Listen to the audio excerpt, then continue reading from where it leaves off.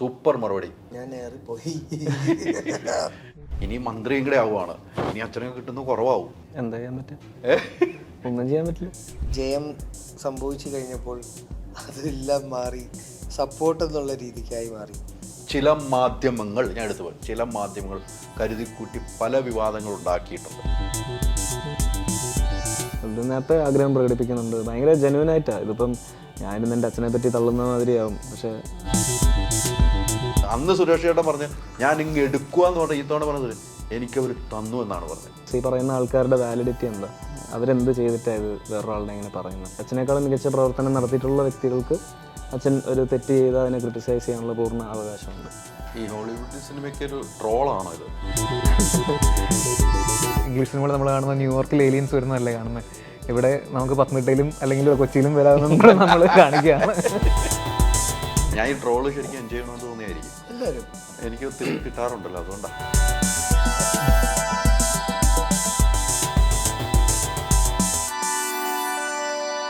നമസ്കാരം. പുത്തൻ സിനിമയുടെ വിശേഷങ്ങൾ പങ്കുവയ്ക്കാൻ 3 അതിഥികൾ, 3 പേർക്ക് സ്വാഗതം. നമസ്കാരം. എന്തുണ്ട് വിശേഷം? നന്നായിട്ട് പോകുന്നു അല്ലേ?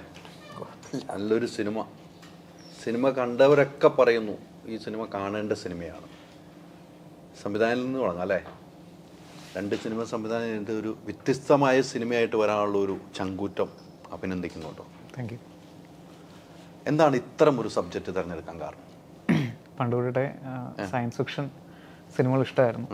ഇങ്ങനൊരു സംഭവം അറ്റംപ്റ്റ് ചെയ്യാനായിട്ട് ഗൂഗിളുമായിട്ട് നല്ല റാപ്പ് ഉണ്ടായിരുന്നു. ഗൂഗിളിനോട് ഇങ്ങനത്തെ കഥകൾ പറഞ്ഞു കഴിഞ്ഞാൽ ഗൂഗിളിന് മനസ്സിലാവും.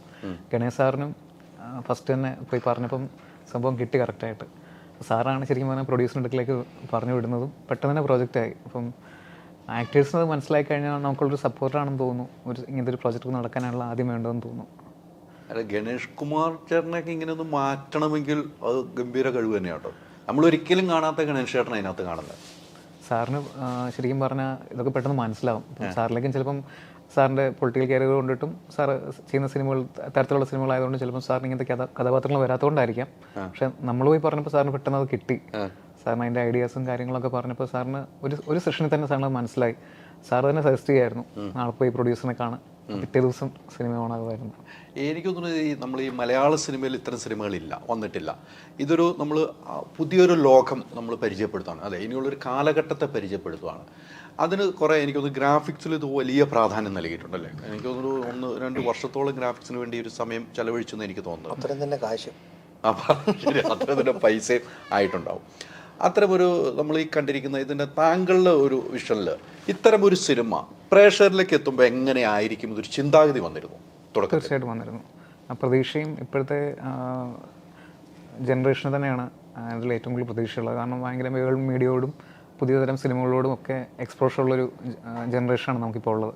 അപ്പോൾ അവർ നമ്മൾ ഈ യൂട്യൂബിലൊക്കെ നമ്മൾ ഈ ഇംഗ്ലീഷ് സിനിമകളുടെ മലയാള അനാലിസിസ് ഒക്കെ കാണുമ്പോഴും അതിന് താഴെയുള്ള നമ്മളുടെ പിള്ളേരുടെ ഇൻവോൾവ്മെൻ്റ് ഉണ്ടല്ലോ, അത് കാണുമ്പോൾ നമുക്ക് തോന്നും നമ്മളിവിടെ ഇങ്ങനത്തെ കണ്ടന്റ് ഇല്ലാത്തതുകൊണ്ട് മാത്രമാണ് അവർക്കൊക്കെ ഈ പുറത്തെ സിനിമകളെ ഇതൊക്കെ കാണാനും ഇതൊക്കെ എൻജോയ് ചെയ്യാനും ആശ്രയിക്കേണ്ടി വരുന്നത്. അപ്പോൾ ഇവിടെ ഒരു കണ്ടന്റ് ഉണ്ടെങ്കിൽ തീർച്ചയായിട്ടും അതിനൊരു ഓഡിയൻസ് ഉണ്ട്. അത് ഇങ്ങനത്തെ ഈ ജനറേഷൻ ആൾക്കാരാണ് കൂടുതൽ എനിക്ക് തോന്നിയിട്ടുണ്ട്. എനിക്ക് തോന്നുന്നു ഒരു 13-12 വയസ്സുള്ള കുട്ടികൾ തൊട്ട് കാണാൻ പറ്റുന്ന ഒരു സിനിമ. അതെ അല്ല, അതാണ് ഈ സിനിമയുടെ ഏറ്റവും പ്രത്യേകതയായിട്ട് എനിക്കുണ്ട്. ആ പ്രായം തൊട്ട് ഈ സിനിമ കാണാം. അതെ, ആ ഒരു ഗംഭീര ഒരു സംഭവം ചെയ്തു വെച്ചപ്പോൾ മനസ്സിന് കഴിഞ്ഞ ദിവസം സിനിമ ഒക്കെ കണ്ടു കഴിയുമ്പോൾ നമുക്ക് തൃപ്തി വരുവാണ്. അന്ന് ഇറങ്ങിയ റെസ്പോൺസ് കേട്ട് കഴിഞ്ഞപ്പോൾ എന്താണ് മനസ്സിൽ ആദ്യം തോന്നിയത്? ആദ്യം തോന്നുന്നത് ഇനിയും ഇങ്ങനത്തെ സിനിമകൾ ചെയ്യണമെന്ന് തോന്നുന്നു. അതായത് നമ്മൾ ജനുവരിയിൽ ഒരു കോമിക് ഫെസ്റ്റിവലിന് നമ്മളിത് കാണിച്ചിട്ടുണ്ടായിരുന്നു. അന്ന് ഈ കോമിക് ഫെസ്റ്റിവൽ എന്ന് പറയുമ്പോൾ അതിൻ്റെ ഒരു പ്രേക്ഷകർ എന്ന് പറയുന്നത് ഈ ഏജ് ഗ്രൂപ്പാണല്ലോ, ഒരു 17-25 ഇടയിലുള്ള നമ്മൾ അന്ന് ഇൻറ്റൻറ്റ് ചെയ്ത് കാണാനായിട്ട്. അപ്പോൾ അന്ന് വന്നതും അങ്ങനത്തെ ഒരു വളരെ നിഷ്പക്ഷമായിട്ടുള്ള ഇങ്ങനത്തെ നമ്മൾ യാതൊരു രീതിയിലൊരു സ്പോൺസർഡ് അല്ലാത്തൊരു ക്രൗഡായിരുന്നു അന്ന് വന്നിരുന്നത്. അപ്പോൾ അവരുടെ ഇടയ്ക്ക് നിന്ന് നമുക്ക് ഇതേ അഭിപ്രായം തന്നെയാണ് കിട്ടിയത്. ഇങ്ങനത്തെ സിനിമകൾ ചെയ്യാനും കാണാനും ഒക്കെ ആഗ്രഹമുള്ളൊരു കൂട്ടമായിരുന്നു അന്നവിടെ ഉണ്ടായിരുന്നത്. അപ്പോൾ നമ്മൾ ചെയ്തില്ലെങ്കിലും ഫ്യൂച്ചറിലുള്ള പിള്ളേർ ഇനി ഇങ്ങനത്തെ സബ്ജക്റ്റുകളുമായിട്ട് വരുമെന്ന് തോന്നുന്നു മലയാള സിനിമയിലേക്ക്. ഒത്തിരി അവാർഡുകൾ വാരിക്കൂട്ടി അല്ലേ? നമുക്ക് നിരന്തര അവാർഡുകൾ വാരിക്കൂട്ടി. ഈ പ്രൊഡ്യൂസറെ സംബന്ധിച്ചുള്ള തിയേറ്ററിൽ ഒരു വിജയമാണ്. പ്രൊഡ്യൂസറിൻ്റെ എപ്പോഴും ഉള്ള ഒരു വീപ്പ് തന്നെയാണ്. പ്രൊഡ്യൂസർ ഇപ്പോൾ കഴിഞ്ഞ ദിവസം നമ്മൾ റിവ്യൂ ഷോ കൊടുത്ത പ്രൊഡ്യൂസർ എന്തായിരിക്കും, അജിത്ത് എന്തായിരിക്കും സംസാരിച്ചത്? അജിത് സാറിനോട് ശരിക്കും പറഞ്ഞു കഴിഞ്ഞാൽ അജിത് സാറ് വേറെ ചെയ്തേക്കുന്ന സിനിമകളൊക്കെ വലിയ സിനിമകളാണ്. അപ്പോൾ നമ്മളുടെ ഇങ്ങനത്തെ ഒരു സിനിമയ്ക്ക് സപ്പോർട്ട് തന്നെ തന്നെയാണ് അവരുടെ. ചിലപ്പോൾ അവർക്കത് മുഴുവനായി മനസ്സിലായിട്ടില്ലെങ്കിൽ പോലും നമ്മളിൽ വെക്കുന്നൊരു വിശ്വാസം എന്ന് പറയുന്നത് ശരിക്കും പറഞ്ഞാൽ അത് അതിനെ അണ്ടർ അപ്രിഷ്യേറ്റഡ് ആണ് അങ്ങനത്തെ കാര്യങ്ങളൊക്കെ. ശരിക്കും അങ്ങനെ ഒരു പുതിയ ഒരു ചൂടെടുക്കുന്നതിന് കൂട്ടു നിൽക്കുന്ന പ്രൊഡ്യൂസേഴ്സാണ് ശരിക്കും പറഞ്ഞാൽ ഏറ്റവും വലിയ കൈത്താങ്ങെന്ന് പറയുന്നത്. അതിന് നന്ദി മാത്രമേ ഉള്ളൂ. തീർച്ചയായിട്ടും. ഗൂഗിൾ ഈ കഥ കേട്ടപ്പോൾ തന്നെ ഗൂഗിൾ കേട്ട് നിങ്ങളെല്ലാം കേട്ടപ്പോൾ ഇഷ്ടപ്പെടുന്ന ഒരു സിനിമ ആകൊണ്ടാണല്ലോ മാറുന്നത്. ഞാൻ നേരത്തെ ചോദിച്ച തന്നെ ചോദ്യമാണ്. നമ്മൾ ഒരു തിയേറ്ററിൽ വിജയം എന്നുള്ളതാണ് ഒരു സിനിമയുടെ എപ്പോഴും. നമുക്ക് തിയേറ്ററിൽ നിന്ന് കയ്യടി കിട്ടുമ്പോഴാണ് നമ്മളൊരു നടൻ ഉണ്ടാകുന്നു, നടൻ വളരുന്നു. എൻ്റെ ഒരു കാഴ്ചപ്പാട് അങ്ങനെയാണ് പണ്ടുതൊട്ടുള്ള. അത്തരമൊരു കയ്യടി കിട്ടുമെന്നുള്ള പ്രതീക്ഷയൊക്കെ ഈ സിനിമ ചെയ്തപ്പോൾ ഉണ്ടായിരുന്നു. ഞങ്ങൾ ഈ സിനിമ ചെയ്യുന്നത് കോവിഡ് കാലഘട്ടത്തിലാണ്. അപ്പോൾ നമ്മൾ എല്ലാവരും തന്നെ ഒരു പോസ്റ്റ് അപ്പോക്കലിപ്റ്റിക് എറയിലൂടെ പോവുകയാണെന്ന് വിശ്വസിച്ചിരുന്നൊരു ഇനി തിയേറ്ററുകളുണ്ടോ ഇങ്ങനെ പോലും സംശയം ഉണ്ടായിരുന്നൊരു കാലഘട്ടത്താണ് നമ്മൾ സിനിമ ചെയ്തത്. അപ്പോൾ ഇതൊരു OTT ആയിരിക്കും അതിൻ്റെ വിൽപ്പന വരാൻ പോകുന്നത്. അങ്ങനത്തെ ഒരു രീതിയിലാണ് നമ്മൾ സിനിമ ആദ്യം ചെയ്ത് തുടങ്ങിയതും. സിനിമയുടെ സ്കെയിലിനോടും സിനിമയുടെ തോട്ട് പ്രോസസ്സിനോടും പ്രൊഡ്യൂസേഴ്സ് സിങ്കായി വരുന്നതിന് അവർക്കും ടൈം ലഭിച്ചായിരുന്നു. അപ്പോൾ ഇതിൻ്റെ ഒരു പരിധി വരെയുള്ളൊരു സെക്കൻഡ് സ്കെഡ്യൂളിൻ്റെ ഒരു ഔട്ട്പുട്ട് വരുന്നത് വരെയുള്ള വിഷ്വൽസ് കണ്ട് അതിൽ നിങ്ങളിതായിരുന്നു ഇത്രയും മനോഹരമായിട്ടായിരുന്നു ഉദ്ദേശിച്ചതെന്ന് മനസ്സിലായിട്ട് അതിന് വീണ്ടും കൂടുതൽ ഫണ്ട് ചെയ്ത് വീണ്ടും സീക്വൻസസ് ആഡ് ചെയ്ത് എക്സ്റ്റീരിയറും ആക്ഷൻ സീക്വൻസസും പാലറ്റ് തന്നെ സിനിമയുടെ ഒന്നുകൂടെ ഞങ്ങൾക്കൊന്ന് എക്സ്പ്ലോർ ചെയ്യാനായിട്ട് പറ്റുന്ന പോലെ വലുതായി. അപ്പോൾ നേരത്തെ അരുൺ ചേട്ടൻ പറഞ്ഞ പോലെ തന്നെ അതിന് എഫേർട്ട് എടുത്ത, പ്രത്യേകിച്ച് ആ ഒരു ഇപ്പോൾ ഈ ഇത്രയും കാശ് ചിലവാക്കുന്നത് എങ്ങോട്ട്, എന്തിന്, സിനിമ തന്നെ ഉണ്ടോ, തിയേറ്റർ ഉണ്ടോ, ഈ ഒരു കാലഘട്ടത്തിൽ അതിന് അത്രയും എഫേർട്ട് എടുത്ത് ഇത്രയും ആൾക്കാരെയും അതിനുവേണ്ടി അത്രയും ഇൻവെസ്റ്റ് ചെയ്തിട്ട് വന്ന് ആ പ്രൊഡക്ഷൻ്റെ ഒരു കോൺഫിഡൻസ് തികച്ചും അവർക്ക് 100% മനസ്സിലായിട്ടുണ്ടാവണമെന്നില്ല സ്ക്രിപ്റ്റ്. പക്ഷേ അവർ ഈ ഒരു ഔട്ട്പുട്ട് വരും എന്നല്ലെങ്കിൽ അത് വരണം എന്ന് ആഗ്രഹിച്ച് അതിനുവേണ്ടി ഇറക്കുന്ന ഈ ഒരു പ്രോസസ്സിലൂടെയാണ് ഈ സിനിമയുടെ ഒരു വിജയ കാലഘട്ടമാണ്. അവിടെയാണ് ഇത്തരമൊരു സിനിമ നമ്മൾ റിലീസിന് ഒരുങ്ങുന്നത്. അവിടെയാണ് ആ സിനിമ, ആ പ്രൊഡ്യൂസർ ആ ചങ്കൂറ്റം കാണിക്കുന്നു. വലിയ വലിയ സിനിമകൾ വന്ന് എന്നാൽ ആരും ഇല്ലാത്ത സിനിമകൾ ഹിറ്റടിക്കുന്നു. പ്രഷർ വേറെ രീതിക്ക് ചിന്തിച്ചു തുടങ്ങിയതിന്റെ ഒരു കാലഘട്ടമാണ്. അവിടെ ഈ സിനിമ ഇറങ്ങുമ്പോഴാണ് നമ്മുടെ ഒരു വിജയമായിട്ട് നമ്മൾ കാണേണ്ടത്. അതെ, പക്ഷെ ഞങ്ങളിത് ഞങ്ങൾ ഈ പറഞ്ഞ തിയേറ്ററിൽ നിന്നല്ലായിരുന്നല്ലോ ഞങ്ങളിത് ആദ്യം ഉദ്ദേശിച്ചത്. അതുകൊണ്ട് തന്നെ ഞങ്ങൾക്ക് ഒരു പരിധി കൂടുതൽ ഇല്ല. തിയേറ്ററിൽ ഇറങ്ങിയ കൈയടി കിട്ടും എന്നുള്ള ഒരു സംഭവം ഞങ്ങൾ അതിലോട്ട് അത്രയ്ക്ക് അങ്ങനെ ഞാൻ ചിന്തിച്ചിട്ടില്ല. പക്ഷെ എന്നാലും ഈ സിനിമ റെക്കഗ്നൈസ് ചെയ്യപ്പെടുമെന്നും ഒരു ഇൻ്റർനാഷണൽ ലെവലിൽ ഇനി നമ്മുടെ റീജിയണൽ ലെവലിൽ നമുക്ക് അക്സെപ്റ്റൻസ് കിട്ടിയില്ലെങ്കിലും ഇൻ്റർനാഷണൽ ലെവലിൽ അക്സെപ്റ്റൻസ് കിട്ടാൻ യോഗ്യതയുള്ള സിനിമയാണെന്ന് എനിക്ക് തോന്നിയിട്ടുണ്ടായിരുന്നു. ഈ കോമഡി കഥാപാത്രങ്ങൾ എങ്ങനെയാണ് മെയിൻറ്റെയിൻ ചെയ്യണത്? അജു ഒക്കെ നിൽക്കുവാണ്. അവരൊക്കെ തന്നെയാണ് ഇൻസ്പിറേഷൻ ഇതിൻ്റെ. ഇപ്പോൾ നമ്മൾ ജഗതി സാർ, ഇന്നസെൻറ്റ് സാർ, അങ്ങനെ ഒരുപാട് കോമഡി ലെജൻസ് ഉണ്ട്. ഇപ്പം നമ്മൾക്ക് എക്സിസ്റ്റ് ചെയ്യുന്ന ആ കോമഡി സീക്വൻസസ് ഹാൻഡിൽ ചെയ്യുന്ന ലെജൻഡാണ് അജു ചേട്ടൻ എന്നാണ് എൻ്റെ ഒരു കാഴ്ചപ്പാട്. അല്ല, അത് പോയെന്ന് പറയുമ്പോൾ അജുവിനെ നമ്മൾ കുറെ നാളിന് ശേഷം ഇങ്ങനെ കാണുന്നത്. എനിക്ക് തട്ടത്തിൽ മറയൊക്കെ കണ്ടിങ്ങനെ പോയിട്ട് അജു വേറെ എവിടെയൊക്കെ പോയി നിന്നിട്ട് അജു വീണ്ടും എനിക്ക് അജുവിന് തന്നെ അജുവിന്റെ ഈ കഥാപാത്രങ്ങളും പഴയതൊക്കെ ഒഴിവായി പോയാൽ ഒരു ദുഃഖം തോന്നിയിട്ടുണ്ട്. പഴയ കഥാപാത്രങ്ങളും വരുവാണ് ഇപ്പൊ അജുവിന് ഈ സിനിമ കണ്ടു കഴിയുമ്പോൾ. വന്നാൽ സന്തോഷം, പക്ഷെ എൻ്റെ ഒരു മൈൻഡേജ് മാറിപ്പോയല്ലോ ചേട്ടാ. ഇത് ചെയ്യുമ്പം നമ്മളല്ലേ കോവിഡ് ടൈമിലാണ് നമ്മൾ കുറച്ചും കൂടി ആ സമയത്ത് ഈ സിനിമയുടെ ഒരു ആശയം ത്തിലൊരു എക്സ്പെരിമെൻ്റ് സ്വഭാവം പൂർണ്ണമായിട്ടുണ്ട്. അതാണ് ഞാൻ എടുത്തത് രീതി. നമ്മളൊരു എക്സ്പെരിമെൻ്റ് അറ്റംപ്റ്റ് ചെയ്യാൻ പോകുമ്പം അതിൻ്റെ വരും വരായികളെ കുറിച്ച് ചിന്തിക്കുന്നില്ല. പൂർണ്ണമായിട്ടും എന്തും വന്നോട്ടെ. കാര്യം അതിനെ മനസ്സിലാക്കി കൂടെ നിൽക്കുന്ന നടന്മാർ, ഗണേശേട്ടൻ, അനാർക്കലി, ഗോകുൽ, VFX സപ്പോർട്ട് തരാൻ ചന്തുവിൻ്റെ തന്നെ സുഹൃത്തുക്കളായ മെറാക്കി എന്ന് പറഞ്ഞ ടീം. കാര്യം ഈ സിനിമയ്ക്ക് അത്ര ഇമ്പോർട്ടൻ്റ് ആണ്. ഫണ്ട് ചെയ്യാൻ സ്ട്രോങ് ഒരു പ്രൊഡ്യൂസർ. എക്സ്പെരിമെൻ്റ് ചെയ്തോന്ന് ധൈര്യമായിട്ട് പറയുന്നു. അപ്പം നമുക്കവിടെ പാതി വഴിയിൽ എന്നാൽ പിന്നെ നമുക്ക് കൊമേഴ്ഷ്യലി നോക്കണോ, എന്നാൽ എല്ലാവരെയും തൃപ്തിപ്പെടുത്താൻ നോക്കണോ എന്നുള്ളൊരാശയം വന്നില്ല. നമുക്ക് 100% അറിയാം ഇത് എല്ലാവരും തൃപ്തിപ്പെടുത്താൻ പോകുന്ന ഒരു സിനിമയല്ല. അതുകൊണ്ട് തന്നെ നമ്മൾ വളരെ വ്യക്തമായിട്ട് എൻ്റെ ട്രെയിലറിലും ടീസറിലും അത് കമ്മ്യൂണിക്കേറ്റ് ചെയ്യാൻ ശ്രമിച്ചിട്ടുണ്ട്. സ്ഥിരം കാണുന്നൊരു ഫോർമാറ്റിൽ ഒരു ഫോർമുല ഉള്ള സിനിമയല്ല. ചിലപ്പോൾ ഈ സിനിമ 100-ൽ ചിലപ്പോൾ ഒരു 50 പേർക്ക് ഇഷ്ടപ്പെടാം. പക്ഷേ ആ 50 പേര് ഇത് കാണാൻ അല്ലെങ്കിൽ ഇങ്ങനത്തെ ജോണർ സിനിമകൾ കാണാൻ താല്പര്യപ്പെടുന്നവർ ഇത് വന്നാൽ മതി എന്നാണ് നമ്മൾ ഇതിലൂടെ കമ്മ്യൂണിക്കേറ്റ് ചെയ്തത്. കാര്യം അവർക്ക് തന്നെ നാളെ തോന്നണ്ട നമ്മൾ തെറ്റായ ഒരു പ്രൊമോഷൻ കൊടുത്തു, തെറ്റായ ഒരു ടീസർ കൊടുത്തു, ട്രെയിലർ കൊടുത്തു, അവരെ വഞ്ചിക്കാൻ ശ്രമിച്ചു. വേണ്ട, അവരുടെ 150 രൂപയ്ക്ക് നമ്മൾ 100% വളരെ മൂല്യം കൽപ്പിക്കുന്നുണ്ട്. അമൂല്യമായിട്ട് തന്നെ അതിനെ കാണുന്നുണ്ട്. ആ 150 രൂപ നമ്മുടെ പ്രൊഡ്യൂസറിൻ്റെ കയ്യിലോട്ട് എത്തുമ്പോൾ അത് 100% അവർ അത് തൃപ്തിയോടെ തന്നെ തരണം എന്നുള്ളൊരാഗ്രഹമുണ്ട്. തീർച്ചയാണ് തരുന്നവർ തീർച്ചയാണ്. ഈ പരീക്ഷണ ചിത്രങ്ങൾ കാലഘട്ടം ലിജോ ഒക്കെ ചെയ്തിട്ടുണ്ട്. ആ കാലഘട്ടത്തിലെ സിനിമ കഥാനായകൻ ഉൾപ്പെടെ എടുത്തു നോക്കിയാൽ നമുക്കറിയാം ഈ സിനിമ കണ്ടു കഴിയുമ്പം ആ ലിജോ ചേട്ടനിലേക്കൊക്കെ പോകും എന്ന് പ്രേക്ഷകർ ചിന്തിക്കുന്ന ഒരു സബ്ജക്റ്റായിട്ട് എനിക്ക് തോന്നിയിട്ടുണ്ട്.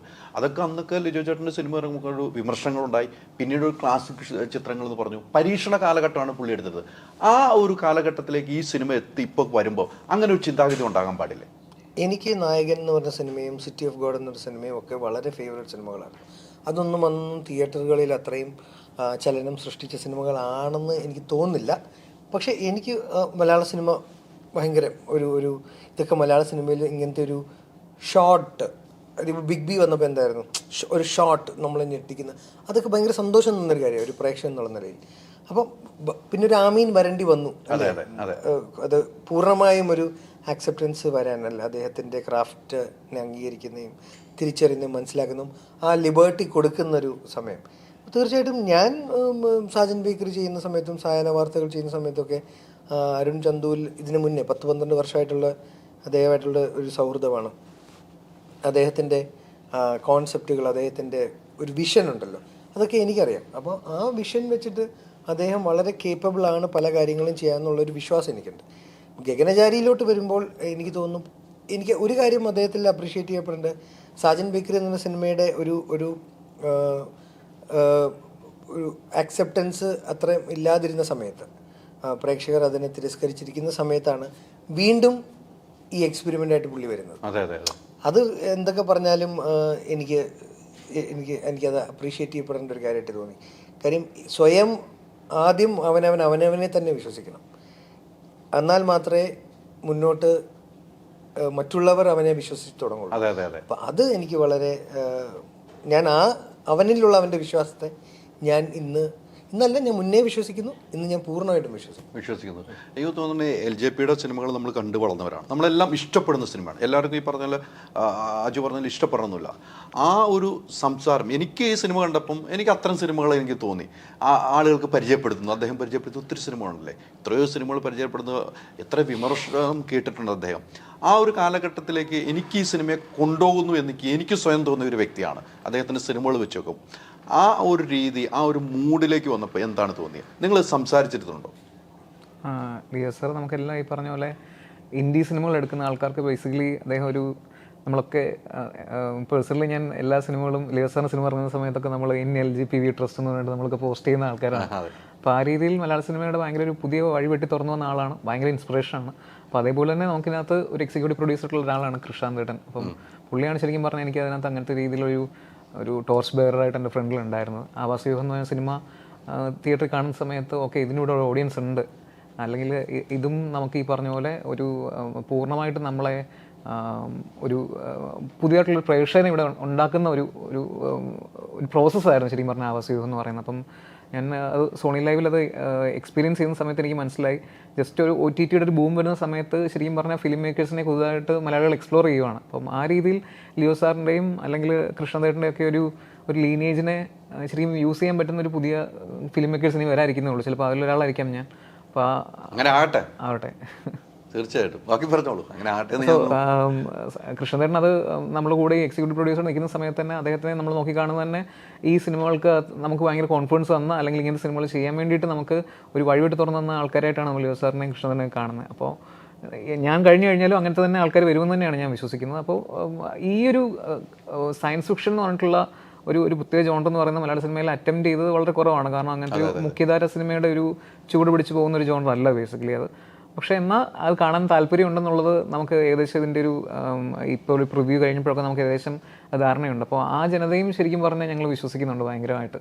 അപ്പോൾ അവർ ബേസിക്കലി തിയേറ്ററിൽ എത്തുക എന്നുള്ളതാണ് നമ്മളുടെ അതിനകത്തൊരു മെയിൻ ഉദ്ദേശം തന്നെ. അപ്പം OTT ആയിട്ട് ഇതിനെ ആലോചിച്ച സമയത്ത് നമ്മൾ വിചാരിച്ചത് അങ്ങനത്തെ ആൾക്കാരിലേക്ക് തന്നെ കേറ്റർ ചെയ്യാമെന്നായിരുന്നു. പക്ഷേ തിയേറ്ററിൽ നമ്മളിത് ആദ്യമായിട്ട് പോയി കണ്ടപ്പോൾ നമുക്ക് ഇതിൻ്റെ വിഷ്വൽസും അതിൻ്റെ ഓഡിയോയും ഒക്കെ നമ്മൾ കണ്ടപ്പോഴാണ് നമുക്ക് മനസ്സിലായത് ഓക്കെ ഇത് തിയേറ്ററിലേക്ക് ഇത് കേറ്റർ ചെയ്യാം. തിയേറ്ററിൽ ഇത് വന്നു കഴിഞ്ഞാൽ ആൾക്കാർക്ക് കാണാനുള്ള കുറച്ച് കാര്യങ്ങളുണ്ട് ഇതിനകത്ത്, CGയും VFXും കാര്യങ്ങളൊക്കെ. അപ്പം എനിക്ക് തോന്നുന്നു ഇനിയുള്ള ഇപ്പം ഫസ്റ്റിൽ ഒരു റീസെൻറ്റ് ഇൻ്റർവ്യൂ പറഞ്ഞല്ലോ, അടുത്ത 5 വർഷത്തേക്ക് മലയാള സിനിമയിൽ എന്തും ചെയ്യാം, എന്തും ആലോചിക്കാം. അപ്പോൾ അതൊരു നമ്മൾ 85 എന്ന് പറഞ്ഞൊരു സുവർണ്ണ കാലഘട്ടമായി പറയുന്ന പോലെ മലയാള സിനിമയ്ക്ക് ഇനി അടുത്തൊരു ഇതുപോലത്തെ കുറേ എക്സ്പെരിമെൻറ്റ്സും കുറേ ടൈപ്പ് ഓഫ് പുതിയ ഓഡിയൻസ് സൃഷ്ടിക്കാൻ പോകുന്നൊരു വലിയൊരു ഫേസ് ആണെന്ന് തോന്നുന്നത്. ഈ ഹോളിവുഡ് സിനിമയ്ക്ക് ഒരു ട്രോളാണോ ഇത്? ഹോളിവുഡ് സിനിമയ്ക്ക് ട്രോളല്ല, പക്ഷേ അവിടെ എനിക്കങ്ങനെ തോന്നിയിട്ടുണ്ടാവും. ഞാൻ ഈ ട്രോള് ശരിക്കും എൻജോയ് ചെയ്യണമെന്ന് തോന്നിയായിരിക്കും. എല്ലാവരും എനിക്ക് ഒത്തിരി കിട്ടാറുണ്ടല്ലോ, അതുകൊണ്ടാ. നമുക്കൊക്കെ അതെ അതെ. ട്രോള് രസമല്ല. ഗൂഗിളിന് കുറവ് കിട്ടാറുണ്ടോ? ട്രോളിനെ അതിന്റെ രീതിയിൽ നമ്മൾ എൻജോയ് ചെയ്ത് വിടുന്നുണ്ടോ? അതാണ് വേണ്ടത്. നമ്മൾ കാണുക, രസിക്കുക, ചിരിക്കുക. അപ്പോഴും നമ്മൾ ഓർക്കുന്നു, നമ്മൾ ചിന്തിച്ചാൽ മതി. പിന്നെ ഒരു കാര്യം കൂടെ ഉണ്ട്, അതിലൂടെ അവർ കമ്മ്യൂണിക്കേറ്റ് ചെയ്യാൻ ശ്രമിക്കുന്ന സാധനത്തിൽ നമ്മൾ മാറ്റം വരുത്താനും ശ്രമിക്കണം. അത് കൃത്യം, അത് വേണം, അതും കൂടെ വേണം. അവർ പറയുന്നതിൽ കാര്യമുണ്ടെങ്കിൽ. അതെ, കാര്യമുണ്ടെങ്കിൽ. ഞാൻ ചോദിച്ചത് അതുകൊണ്ട്. അങ്ങനെ എനിക്കങ്ങനെ തോന്നി, ഒരു ചെറിയ ട്രോള് എന്നെനിക്ക് ഫീൽ ചെയ്തു. അല്ല, നമ്മൾ ഈ എല്ലാ തവണയും സിനിമയിൽ, ഇംഗ്ലീഷ് സിനിമകൾ നമ്മൾ കാണുന്ന ന്യൂയോർക്കിൽ ഏലിയൻസ് വരുന്നതല്ലേ കാണുന്നത്. ഇവിടെ നമുക്ക് പത്തനംതിട്ടയിലും അല്ലെങ്കിൽ കൊച്ചിയിലും വരാമെന്നും കൂടെ നമ്മൾ കാണിക്കുകയാണ്. ഏലിയൻസിനെ അവിടെ നിന്ന് മേളിൽ നോക്കുമ്പോൾ എന്ത് ന്യൂയോർക്ക്, എന്ത് ആറന്മുള അല്ലേ? അതെ അതെ, ശരിയാണ് ശരിയാണ്. അതത് നമുക്ക് എനിക്ക് ഈ സിനിമയുടെ പിന്നെ എനിക്ക് ഗൂഗിളിൻ്റെ അടുത്ത് ഗൂഗിളിൻ്റെ ഈ കഥാപാത്രത്തിൽ ഇനി ചർച്ച ചെയ്യപ്പെടുന്നതായിരിക്കും എനിക്ക് തോന്നിയ ചർച്ചയാട്ടോ ബീഫ്. എനിക്ക് ഭയങ്കരമായിട്ട് അതിനി സിനിമ ഇറങ്ങി മറ്റ് പ്രേക്ഷകരും ഏറ്റവും ചർച്ച ചെയ്യാൻ പോകുന്ന ഒരു സംഭവമാണ് ബീഫ് നിരോധനം. ഉറപ്പാണ്, മാറ്റമില്ല.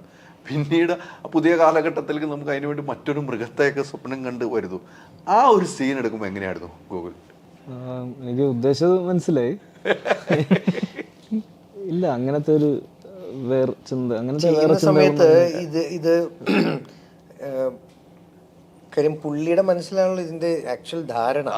ഷോർട്ട് ചേട്ടാ കഥ സിനിമ കാണുമ്പം നമ്മളത് കൃത്യമായിട്ട് ക്യാരക്ടറൈസേഷനും അല്ലെങ്കിൽ അതിന്റെ കഥ ഒക്കെ കേട്ട് നമ്മളിങ്ങനെ ഇരുന്ന് പോണു.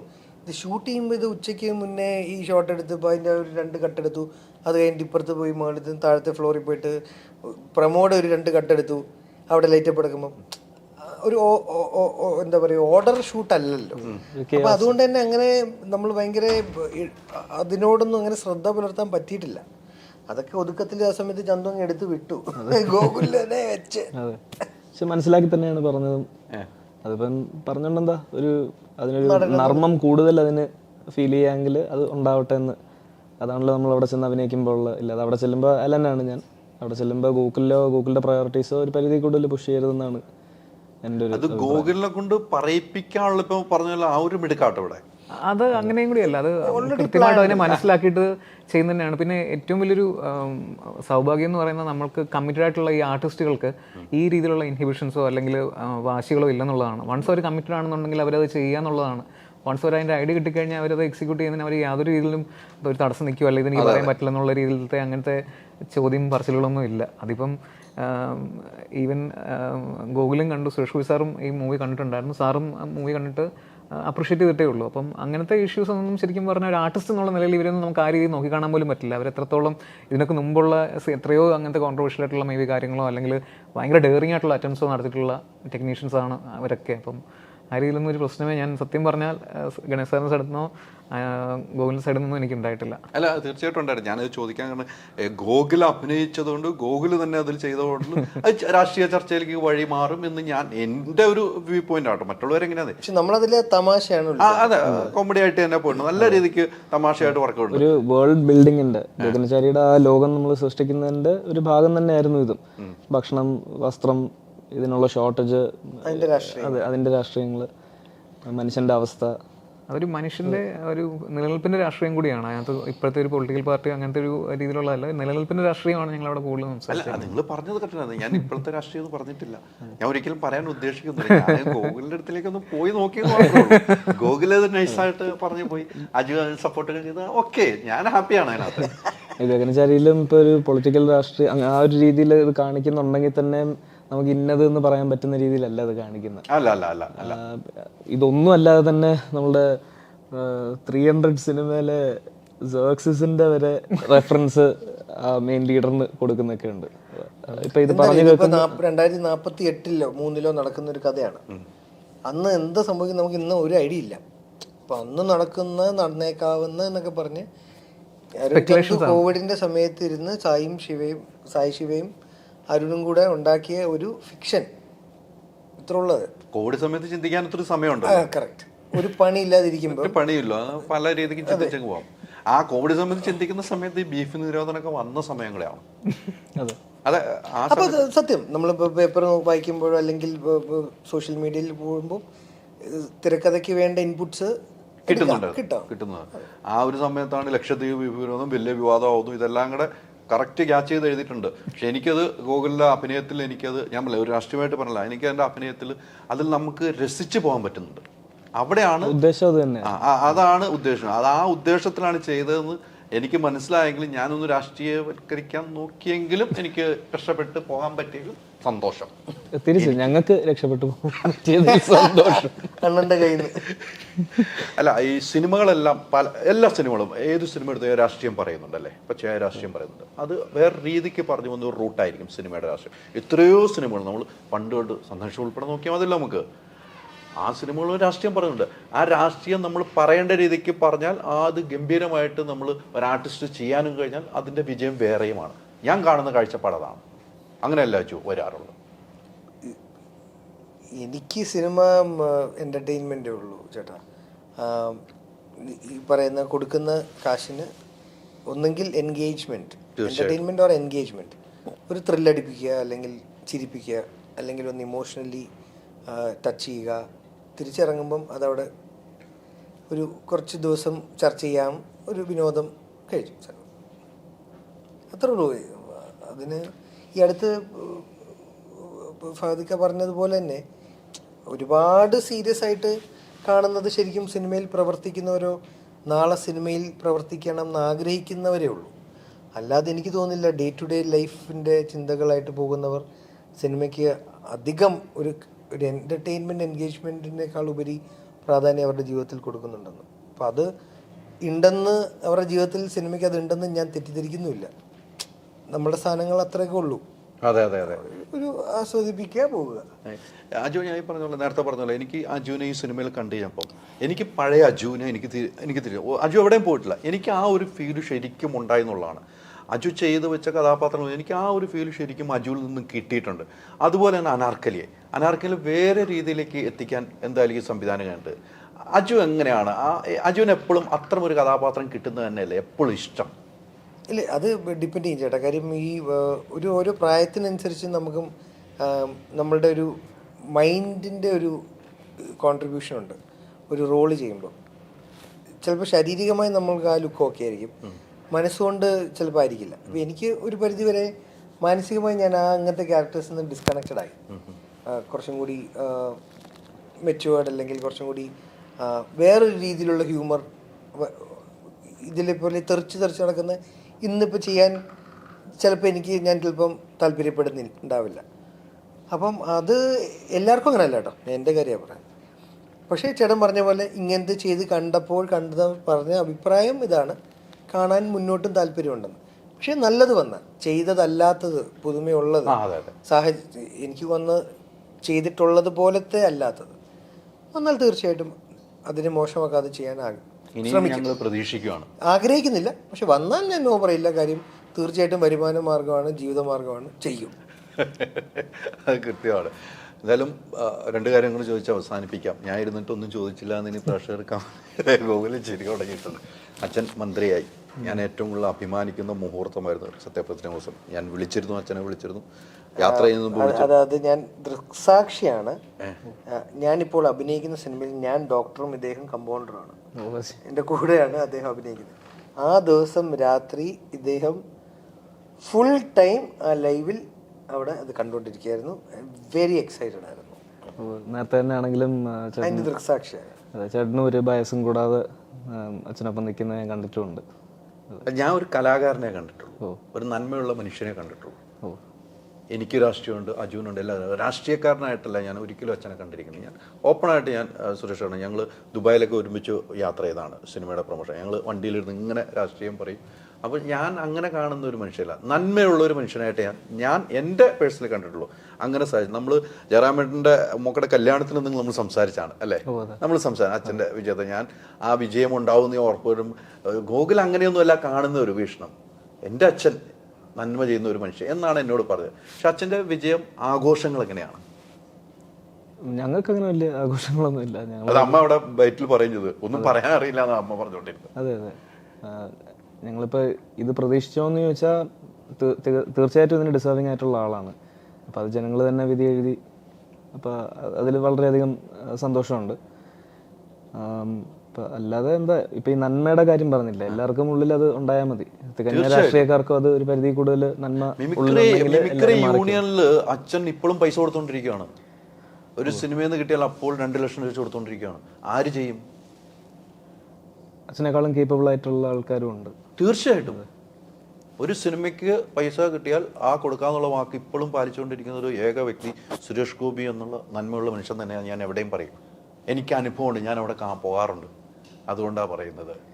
ഇതിപ്പോൾ ഒരു കാലയളവ് വരെ അച്ഛനത് ചെയ്യുന്നതൊന്നും ഡിസ്കസ് ചെയ്യത്ത് പോലും ഇല്ലായിരുന്നു. പിന്നീട് ഏതോ ഒരു കാലയളവിൽ അച്ഛനൊന്നും ചെയ്യുന്നില്ല എന്നുള്ള മട്ടിൽ കുറേ സംസാരമൊക്കെ മാധ്യമങ്ങളിലൊക്കെ വരുമ്പോഴാണ് എപ്പോഴോ എവിടെ നിന്നൊക്കെ അച്ഛൻ ചെയ്തത് ആരൊക്കെയോ പൊക്കിക്കൊണ്ട് വന്നതും പിന്നീട് ഒരു ഫ്ലോ അറിയാമല്ലോ, അതിനനുസരിച്ച് ഇപ്പോൾ ഒരാൾ അറ്റാക്ക് ചെയ്യുമ്പം കുറച്ച് ആൾക്കാർ സപ്പോർട്ട് ചെയ്യാനും വരുമല്ലോ. അവരിങ്ങനെ സ്കാറ്റേഡായിട്ട് ഇട്ട് പോയി ഇന്നതൊക്കെ ചെയ്തിട്ടുണ്ട് എന്നുള്ളത് കുറേ ആൾക്കാർ കണ്ട് പിന്നീട് അതിൽ കുറച്ചുകൂടെ ആൾക്കാർ വിശ്വസിച്ച് കുറച്ചും കൂടെ അച്ഛൻ പിന്നെ അപ്പോൾ ചെയ്യുന്ന കാര്യങ്ങൾ കുറച്ചും കൂടെ എവിഡൻ്റ് ആയിട്ട് വെളിയിൽ വരാൻ തുടങ്ങി. അതിൽ നിന്ന് കുറച്ചും കൂടെ ഈ ഒരു പ്രോസസ്സ് എടുത്തു. 10-30 കൊല്ലം നാട്ടുകാർക്ക് എല്ലാവർക്കും വളരെ സുപരിചിതനായ ഒരാൾക്ക് പോലും ഇത്ര നാളെടുത്തു. അല്ല, അത് ഒരു ടൈമാണ്. ടൈം എന്ന് പറയാം. എനിക്ക് തോന്നുന്നു ഗൂഗിളിനൊക്കെ വിഷമിപ്പിച്ചിരിക്കുന്ന അച്ഛനെതിരെ കുറേ ട്രോളുകളായിട്ടും കുറേ മീഡിയാസ്, ഞാൻ ഉൾപ്പെടെ മീഡിയാസ് എന്ന് പറയാം, മീഡിയാസ് എല്ലാം ഞാൻ ഒരുമിച്ച് തന്നെ കാണും, ഞാൻ വേറെ മറ്റില്ല, കുറച്ച് വേണ്ടാത്ത കാര്യങ്ങൾ എഴുതുന്നു, ഇത് ചിന്തിക്കാത്ത കാര്യങ്ങൾ, അതൊക്കെ ഒത്തിരി വിഷമങ്ങൾ ഉണ്ടാക്കിയിട്ടില്ലേ? 100%. അവർ തിരുത്താൻ തയ്യാറാകണ്ടേ? എനിക്ക് തോന്നുന്നു അവർ എല്ലാം സർക്കംസ്റ്റാൻസ് അനുസരിച്ചാന്ന് തോന്നുന്നു ഈ തിരുത്തും ഇതൊക്കെ ഉണ്ടാകുന്നത്. ഇപ്പോൾ ഒരാളെ വലിയ നമുക്ക് ഇപ്പോൾ പുള്ളിയെ ദ്രോഹിച്ചാലും കുഴപ്പമില്ല എന്ന് തോന്നുമ്പോൾ പുള്ളിയിട്ടങ്ങ് ദ്രോഹിക്കും. കുറച്ച് കഴിയുമ്പോൾ പുള്ളിയെ ദ്രോഹിക്കാൻ കുറച്ച് ബുദ്ധിമുട്ടാവും എന്ന് വിചാരിക്കുമ്പോൾ അത് നിർത്തും. അങ്ങനത്തെ ഒരു സ്റ്റേറ്റിലോട്ട് ഓരോരുത്തർ എത്തുമ്പോഴാണ് നടക്കുന്നത്. ഇപ്പോൾ ഗണേഷ് സാറിൻ്റെ ഇതിലായാലും അച്ഛൻ്റെ ഇതിലായാലും എല്ലാം അങ്ങനെ തന്നെ. ഒരു പരിധി കൂടുതൽ അവരെ ടോർമെൻറ്റ് ചെയ്യാൻ പറ്റില്ലാത്ത സ്റ്റേജിൽ അവരെത്തുമ്പോൾ പിന്നെ അവർ ഈ പറഞ്ഞ റോക്കി ബായ് ആയി മാറുന്നതാണ്. ഇലക്ഷൻ റിസൾട്ട് കൗണ്ട് ചെയ്യുന്ന ദിവസം ആദ്യം എതിർത്ത് സംസാരിക്കുന്ന ചാനലുകൾ ഉണ്ടായിരുന്നു, അല്ലെങ്കിൽ സോഷ്യൽ മീഡിയ ഒരു വേവ്. പിന്നെ ജയം സംഭവിച്ചു കഴിഞ്ഞപ്പോൾ അതെല്ലാം മാറി സപ്പോർട്ട് എന്നുള്ള രീതിക്കായി മാറി. പിന്നെ ഈ പദവിയുടെ എന്തോ ഞാൻ പിന്നെ അധികം എന്തോ വീണ്ടും എന്നാ തിരിച്ച് അതൊക്കെ ഭയങ്കര അല്ല, അതെന്തോ ആയിക്കോട്ടെ. പക്ഷെ ഞാൻ പറയുന്നത് ഇത് ഭയങ്കര കാണുമ്പോൾ നമുക്ക് ചിരി വരും. റെസ്പോൺസിബിൾ ആയിട്ട് പെരുമാറേണ്ട ഒരു ഫോർത്ത് എസ്റ്റേറ്റ് ആയിട്ട് നിൽക്കുന്ന പറയപ്പെടുന്ന ഒരു വിഭാഗമാണ് മാധ്യമങ്ങൾ. അവർ സത്യസന്ധമായുള്ളൊരു റിഫ്ലക്ഷൻ കാണിക്കുക എന്നുള്ളതാണ് അവരുടെ ഉത്തരവാദിത്വം എന്ന് ഞാൻ വിശ്വസിക്കുന്നു. 1% പോലും അവർ ന്യൂസ് അല്ലെങ്കിൽ തെറ്റിദ്ധരിപ്പിച്ച് അറ്റൻഷൻ ഗെയിൻ ചെയ്യേണ്ട കാര്യമില്ല. അവർക്കിവിടെ വ്യക്തവും സത്യസന്ധവും സുതാര്യവുമായിട്ടുള്ള വാർത്തകൾ കൊടുത്താൽ അവർക്കിവിടെ പ്രേക്ഷകരുണ്ട്. അവർക്ക് യൂട്യൂബിലെ വ്യൂസ് കുറയത്തില്ല. അവർക്ക് യൂട്യൂബിലൂടെയും അല്ലെങ്കിൽ TRPയിലൂടെയും അവർക്ക് ഓഡിയൻസസ് ഉണ്ടാവും. പക്ഷേ അതിനെ റോങ് രീതിയിൽ പ്രസൻറ്റ് ചെയ്ത് കാണിക്കുന്നതിനോട് മാത്രമാണ് എല്ലാവർക്കും, എനിക്കെന്ന് മാത്രമല്ല ഇതിന് ഇരകളാവുന്ന എല്ലാവർക്കും ഉള്ള വിയോജിപ്പതാണ്. ഇരകളാവാത്തവർക്ക് ഒരിക്കലും ആവാതിരിക്കട്ടെ എന്ന് നമുക്ക് പ്രാർത്ഥിക്കാം. കാര്യം അത് അത്ര സുഖകരമായ കാര്യമല്ല. അതെ അതെ അതെ. അച്ഛൻ പൊതുവേ തന്നെ വീട്ടിലുള്ള യാത്രയാണ് അന്നും ഇന്നും. ഇനി മന്ത്രിയും കൂടെ ആവുകയാണ്, ഇനി അച്ഛനെ കിട്ടുന്നത് കുറവാവും. എന്താ ചെയ്യാൻ പറ്റും? ഒന്നും ചെയ്യാൻ പറ്റില്ല. ശരിയാണ്. അച്ഛൻ്റെ ഈ ഷിയർ വിൽ ആൻഡ് കമ്മിറ്റ്മെന്റ് എന്നൊക്കെ പറയുന്നത് ഞാൻ ജോൺ വിക്ക് ആ ക്യാരക്ടറിനോട് ഞാൻ പ്ലേസ് ചെയ്യുന്ന ഒരു ആറ്റിറ്റ്യൂഡാണ്. അച്ഛൻ്റെ ഭയങ്കര ഷിയർ വില്ല, കോൺഫിഡൻസ് എന്ന് പറയുന്നത് ഞങ്ങൾ വീട്ടുകാർ സഹിതം എന്തിനാ വെച്ചാൽ ഇങ്ങനെയെന്ന് അങ്ങനെ പറയില്ല, എന്നാലും ആ ഒരു ടോണിലോട്ട് ഞങ്ങൾ എത്തുമ്പോൾ വരെയും അച്ഛൻ്റെ കോൺഫിഡൻസ് എന്ന് പറയുന്നത് വേറെ റേഞ്ചിലാണ് നിൽക്കുന്നത്. അതുകൊണ്ട് തന്നെ എനിക്ക് എങ്ങനെയാണ് അച്ഛന് സാധിക്കുന്നുള്ള ഇത്രയും പെയിൻ അനുഭവിച്ചിട്ട് മിണ്ടാതിരിക്കുക. രാഷ്ട്രീയം മാറ്റി നിർത്തി, പൂർണ്ണമായിട്ട് രാഷ്ട്രീയം മാറ്റി നിർത്തി. ഞാൻ അത് പറയാൻ കാര്യം കോൺട്രവേഴ്സി ഭയന്നല്ല, എനിക്ക് ധാരണ ഇല്ലാത്തതുകൊണ്ടാണ്. ഇത് എന്താ പറയുക, എന്ത് പൊളിറ്റിക്സാ ജീവിതത്തിലെ രാഷ്ട്രീയങ്ങളല്ല, പാർട്ടി പൊളിറ്റിക്സ്. സുരേഷ് ഏട്ടൻ്റെ ഒരു ഇൻ്റർവ്യൂ, പാർവതി ചേച്ചി എടുക്കുന്ന ഒരു ഇൻ്റർവ്യൂ കഴിഞ്ഞ ദിവസം അത്യാവശ്യം ഫേസ്ബുക്കിൽ പോപ്പുലറായിരുന്നു. അതിൽ അദ്ദേഹത്തിൻ്റെ ഡ്രീംസ് പറഞ്ഞപ്പോൾ ഓസ്കാറോ അല്ലെങ്കിൽ നാഷണൽ അവാർഡോ ഒന്നും അല്ല എന്ന് പറഞ്ഞു, പിന്നെ ഒരു സ്റ്റേറ്റ് അവാർഡെങ്കിലും എനിക്ക്, ആ മനുഷ്യൻ നാഷണൽ അവാർഡ് വാങ്ങിച്ചൊരു വ്യക്തിയാണ്. അതെ അതെ. പിന്നെ ഈ ഒരു വിജയത്തിൽ എനിക്ക് കണ്ടൊരു കാര്യം, 2 പ്രാവശ്യം അറ്റംപ്റ്റ് ചെയ്തത്, ഒന്ന് അസംബ്ലിക്കും ഒന്ന് പാർലമെന്റിനും. ഇത് തേർഡ്. സി, ശ്രമിച്ചാൽ കിട്ടിയിരിക്കും, ശ്രമം തുടരുക. അതിൻ്റെ ഏറ്റവും വലിയ എക്സാമ്പിളാണ്. ചെറിയ എതിർപ്പൊന്നും അല്ലല്ലോ ഉണ്ടായിരുന്നത്. അതെ അതെ അതെ. അപ്പോൾ ഒരാളുടെ സ്വയം വിശ്വാസത്തിൽ, നേരത്തെ പറഞ്ഞേ ചന്തുവിൽ ഞാൻ കണ്ട കാര്യം, സ്വന്തമായിട്ട് ആ വിശ്വാസം ഉണ്ടെങ്കിൽ അതിനുവേണ്ടി ശ്രമിച്ചാൽ കിട്ടും എന്നുള്ള യൂണിവേഴ്സൽ ഒരു ട്രൂത്ത് ഉണ്ടല്ലോ, ഒരു സത്യം. അത് നമ്മുടെ മുന്നിൽ ഇപ്പം നടന്ന് കണ്ടേക്കുക. അതുകൊണ്ട് സ്വയം ജീവിതത്തിൽ ആർക്കെങ്കിലുമൊക്കെ രക്ഷപ്പെടണം എന്ന് ഭയങ്കര കൊതിയുണ്ടെങ്കിൽ അതിൽ ഫോക്കസ് ചെയ്ത് മാത്രം നിൽക്കുക, മറ്റുള്ളവരുടെ ജീവിതത്തെക്കുറിച്ച് ശ്രദ്ധിക്കാതിരിക്കുക. അതെ, അങ്ങനെയുള്ളവർക്ക് രക്ഷപ്പെടുകയും ചെയ്യും. വേണമെങ്കിൽ രക്ഷപ്പെടണം എന്ന് ആഗ്രഹമുണ്ട്, രക്ഷപ്പെടണം ആഗ്രഹമുണ്ട്. എനിക്കത് രണ്ട് പ്രാവശ്യം തോറ്റിട്ടുണ്ടെങ്കിലും ഈ തവണത്തെ ഇലക്ഷനാണ് അച്ഛനെ തോൽപ്പിക്കണമെന്ന ലക്ഷ്യത്തോടു കൂടി ചില മാധ്യമങ്ങൾ, ഞാൻ എടുത്തു പോയി, ചില മാധ്യമങ്ങൾ കരുതിക്കൂട്ടി പല വിവാദങ്ങൾ ഉണ്ടാക്കിയിട്ടുണ്ട്. അത് ഞാനൊക്കെ കണ്ടതാണ്. ഞാൻ ആ സാധനം അങ്ങനെയല്ല എന്ന് തിരുത്തി വാർത്ത ചെയ്ത ഒരു വ്യക്തിയാണ്. ഞാൻ തിരുത്തപ്പെടേണ്ട ഒരു മാധ്യമപ്രവർത്തനം. അപ്പം എന്നെ വിളിച്ചത് നിനക്ക് മാധ്യമപ്രവർത്തനം അറിയില്ല എന്ന് കമൻ്റ് ഇട്ടവനും എന്നെ നേരെ സുഡാപ്പിയാക്കിയും വലിയ സുഡാപ്പിക്കാരും ഉണ്ട്. ഞാൻ ഉള്ളത് പറഞ്ഞും കൂടെ പോകുന്നത്, എനിക്ക് അതിനകത്ത് ഭയം. എന്നെ സുഡാപ്പിയാക്കി വരും. ഞാൻ ഇപ്പോഴും എനിക്കൊരു രാഷ്ട്രീയമുണ്ട്, സുരേഷിനുണ്ട് രാഷ്ട്രീയമുണ്ട്, ഗോകുലുണ്ട്, എല്ലാവർക്കും, അജുനുണ്ട് രാഷ്ട്രീയം. പക്ഷെ ഞാൻ അങ്ങനെ ഒരു സുഡാപ്പി ആകണോ, ഞാൻ അല്ലെങ്കിൽ സംഖ്യ ആണോ എന്ന് ചിന്തിക്കേണ്ടത് ഞാനാണ്. അപ്പോൾ എന്നെ പഠിപ്പിക്കാൻ ഇത് കഴിയുമ്പോൾ വരുന്നവർക്കും ഉള്ളൊരു മറുപടിയും കൂടെ പറഞ്ഞ് അവസാനിപ്പിക്കാമെന്ന് ഓർത്ത് തന്നെയാണ് ഞാനിത് പറഞ്ഞത്. ഞാൻ അന്നും ഇന്നും പറയും, ഞാൻ സുരേഷ് ചേട്ടൻ്റെ വ്യക്തിയാണ് ഇഷ്ടപ്പെടുന്നത്, അദ്ദേഹത്തിൻ്റെ ആക്ടറെയാണ് ഇഷ്ടപ്പെടുന്നത്. അതിനുപരി നന്മയുള്ള ഒരു മനുഷ്യൻ. അദ്ദേഹത്തിൻ്റെ വിജയം ഇവിടെ ആഘോഷിക്കപ്പെടേണ്ടതാണ്, ആഘോഷിക്കപ്പെട്ടു. ഏറ്റവും കൂടുതൽ സന്തോഷിച്ച് സ്ത്രീകളാണ്, അമ്മമാരാണ്, പെങ്ങന്മാരാണെന്ന് എടുത്തു പറയാൻ എനിക്ക് ഏറ്റവും കൂടുതൽ അത് ആ രീതിക്ക് ഉപദ്രവം വന്നപ്പോൾ അവരെല്ലാം നെഞ്ചോട് ചേർത്ത് പിടിച്ചു സുരേഷ് ചേട്ടൻ. ആ വിജയമാണ്. ഇനിയും സുരേഷ് ചേട്ടൻ, എനിക്ക് തോന്നുന്നു ഇനിയുള്ള യാത്ര ഇതിനപ്പുറത്തേക്കായിരിക്കും. കേരളം എന്താണെന്ന് അന്ന് സുരേഷ് ചേട്ടൻ പറഞ്ഞ് ഞാൻ ഇങ്ങ് എടുക്കുക എന്ന് പറഞ്ഞാൽ ഈ തവണ പറഞ്ഞത് എനിക്കവർ തന്നു എന്നാണ് പറഞ്ഞത്. അവിടെയാണ് വ്യത്യാസം. അന്ന് എടുക്കുക എന്ന് പറയുന്നത് എനിക്ക് ഈ തവണ തന്നു. അത് കൊടുത്തിട്ടുണ്ട് ഗോകുൽ. മുന്നോട്ട് പോവുക, ഗംഭീരമായിട്ട് രാഷ്ട്രീയം. അച്ഛൻ എന്ന് പറയുന്നത് സിനിമയിൽ അഭിനയിച്ചങ്ങ് പൊളിക്കുക. അച്ഛൻ്റെ ഇടയ്ക്ക് സിനിമയില്ലാത്ത അവിടെ കൂടെ അഭിനയിച്ചങ്ങ് കൊടുക്കുക. അതെനിക്ക് അത്ര ക്ലിയർ ആയില്ല. സിനിമയിൽ സ്ഥിരമായിട്ട് നിൽക്കാന്ന്, ഗോകുലിൽ നിൽക്കണം. സുരേഷ് ചേട്ടൻ അവിടെ ബിസി ആകുമ്പോൾ സുരേഷ് ചേട്ടൻ ഉണ്ടാക്കണൊക്കെ, സുരേഷ് ചേട്ടൻ എന്ത് കിട്ടിയാലും പോവും, പുറത്തേക്ക് പോകുള്ളൂ, പൈസ വീട്ടിലേക്കൊന്നും വരില്ല. വരുമോ? വരും, പക്ഷെ വളരെ കുറച്ചേ വരുള്ളൂ. 100 കിട്ടിയാൽ 90 അപ്പോൾ 10 കൂടി വരുള്ളൂ. അല്ല, അങ്ങനെയൊന്നും അല്ലെങ്കിലും ഒരു 60-70 പോയിട്ട് ബാക്കി കറക്റ്റ് 30 വരും. ഇനി ഗോകുലിലായിരിക്കണം മൊത്തം. ടാക്സസ് അടയ്ക്കണമല്ലോ. ഓ, അതൊക്കെ ഓർമ്മപ്പെടുത്തി. അതൊക്കെ അടച്ചല്ലേ, ഇനി എന്ത്? എല്ലാം അടച്ചതാ, പക്ഷെ ഇനി അടക്കണ്ടേ? ഇന്നലെ അടച്ചെന്ന് പറഞ്ഞ നാളെ അടക്കണ്ടേ? ഇപ്പൊ എല്ലാം അടയ്ക്കണം. അപ്പൊ തൃശ്ശൂരിലേക്ക് അച്ഛൻ മാറുന്നുണ്ട്, അങ്ങനെ വല്ലതും പറഞ്ഞോ? അച്ഛൻ നേരത്തെ തൊട്ട് ജയിക്കുന്നതിന് മുമ്പ് തൊട്ട് അച്ഛൻ തൃശ്ശൂർ സ്ഥലം നോക്കുന്നുണ്ട്, അങ്ങോട്ട് തന്നെ റീലൊക്കേറ്റ് ചെയ്യാനായിട്ട്. ഞങ്ങൾക്ക് അല്ലാതെ ഗുരുവായൂരിൽ ഞങ്ങൾക്ക് ഉണ്ട്, സ്ഥലമുണ്ട്. പക്ഷെ അച്ഛന് തൃശ്ശൂർ തന്നെ കേന്ദ്രീകരിച്ച് നിൽക്കണം എന്നുള്ളത് നേരത്തെ ആഗ്രഹം പ്രകടിപ്പിക്കുന്നുണ്ട്. ഭയങ്കര ജെന്യൂനായിട്ടാണ്. ഇതിപ്പം ഞാനിന്ന് എൻ്റെ അച്ഛനെ പറ്റി തള്ളുന്ന മാതിരിയാവും, പക്ഷേ അല്ല, ഞാൻ എപ്പോഴും പുറത്തുനിന്ന് ഒരാളായിട്ടേ കണ്ടിട്ടുള്ളൂ. അച്ഛൻ ഇനി എന്തെങ്കിലും ഒരു തെറ്റ് കേട്ടാൽ ഞാൻ തന്നെ എതിർക്കും ആദ്യം തന്നെ. പക്ഷെ അങ്ങനെയല്ല, പുള്ളിയെ കൊണ്ട് നേരാണെന്ന് തോന്നുന്ന എല്ലാം അത് എഫക്റ്റീവ്ലി ഇംപ്ലിമെന്റ് ചെയ്യാൻ മാത്രം ശ്രമിക്കുന്ന ആളാണ്. ക്രിറ്റിസിസം ഒന്നും പുള്ളിക്ക് പ്രശ്നമേ അല്ല. അങ്ങനെ ഒരു വിഷയമില്ല. അതാണ് സുരേഷ്. എൻ്റെ അടുത്തൊക്കെ ആത്മസംയമനം പാലിക്കാനായിട്ട് പറയുക അച്ഛൻ. പക്ഷെ നമുക്ക് ഈ പ്രായത്തിൽ അത് പറ്റില്ല. അല്ല, മറുപടി കൊടുക്കേണ്ട സ്ഥലത്ത് കൊടുക്കണം, ഒരു കുഴപ്പമില്ല എനിക്ക്. പക്ഷേ ഈ മറുപടിയൊക്കെ എൻ്റെ ലാസ്റ്റ് തോട്ട് പ്രോസസ്സാണ്.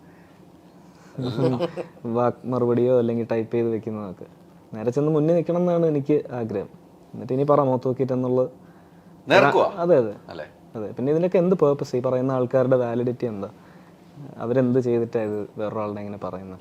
അതിനേക്കാളും മികച്ചൊരു വ്യക്തിക്ക്, അച്ഛനേക്കാളും മികച്ച പ്രവർത്തനം നടത്തിയിട്ടുള്ള വ്യക്തികൾക്ക് അച്ഛൻ ഒരു തെറ്റ് ചെയ്ത് അതിനെ ക്രിട്ടിസൈസ് ചെയ്യാനുള്ള പൂർണ്ണ അവകാശമുണ്ട്. പക്ഷെ അതിൻ്റെ 7 അയലത്ത് പോലും വരാത്ത ആൾക്കാർ ഒരു പരിധി കൂടുതൽ ചെയ്യരുത്. അല്ലെങ്കിൽ അതുപോലൊരു ദ്രോഹി, അതുപോലൊരു ഹിറ്റ്ലർ ആയിരിക്കണം അച്ഛൻ. അങ്ങനെയാണെങ്കിൽ ഞാനും മുൻപന്തിയിൽ തന്നെ കാണും കുറ്റപ്പെടുത്താൻ. ഓക്കെ അല്ലേ? തീർച്ചയാണ്. ആ ഒരു വാക്ക് വലിയ ഒരു വാക്കാണ് കേട്ടോ. ഈ സാധനമാണ് ഹൈലൈറ്റ് ചെയ്യുന്നത്. അത് ഒരു മകൻ എന്ന നിലയിലും ഒരു പുറത്തു നിന്ന് കാണുന്ന ഒരു രാഷ്ട്രീയക്കാരനെ കാണുന്ന ഒരു പ്രതിനിധി എന്ന നിലയ്ക്കും പറഞ്ഞ മറുപടിയാണ് ഏറ്റവും ടോപ്പ്. അത് തന്നെയാണ് മറ്റുള്ളവരും ചിന്തിക്കേണ്ടത്. സൂപ്പർ മറുപടി. ഹിറ്റാകട്ടെ സിനിമ. Thank you. ഈ സിനിമ ഹിറ്റായിട്ട് നമുക്ക് പൊളിക്കണം, വീണ്ടും ഇരിക്കണം. അടുത്ത ഇതിൻ്റെ നമുക്ക് അജിത് വിനായകന് ഹിറ്റായിക്കന്നെ എന്തായാലും പാർട്ടി നടത്തും കേട്ടോ, ഉറപ്പാണ്. അതിനൊരു മാറ്റമില്ല. ഞങ്ങൾ അനുഭവമൊക്കെ കൂടിയിട്ടുള്ള ആ പാർട്ടിക്കൊക്കെ പുള്ളി അടിച്ചു പൊളിക്കുന്ന ആളാണ്. അപ്പോൾ ഇതിൻ്റെ ഒരു 50-ാം ദിവസമൊക്കെ ആഘോഷിക്കട്ടെ. 100-ലേക്ക് പോകുമ്പോൾ അടുത്ത ആഘോഷം അങ്ങനെ ഉണ്ടാകട്ടെ. Thank you. അല്ലേ? Thank you so much. ഒത്തിരി സന്തോഷം. കുഴപ്പമില്ലല്ലോ? ഇല്ല വേണ്ടല്ലോ. അജു എനിക്ക് ഇടയ്ക്കിടയ്ക്ക് നോക്കണുണ്ട്, അതാ എനിക്ക് പേടി. കുഴപ്പമില്ല അജു? അല്ല അങ്ങനെയല്ല, നല്ല ഉത്തരമായിരുന്നു അല്ലേ? കറക്റ്റ് ഉത്തരവാണ്.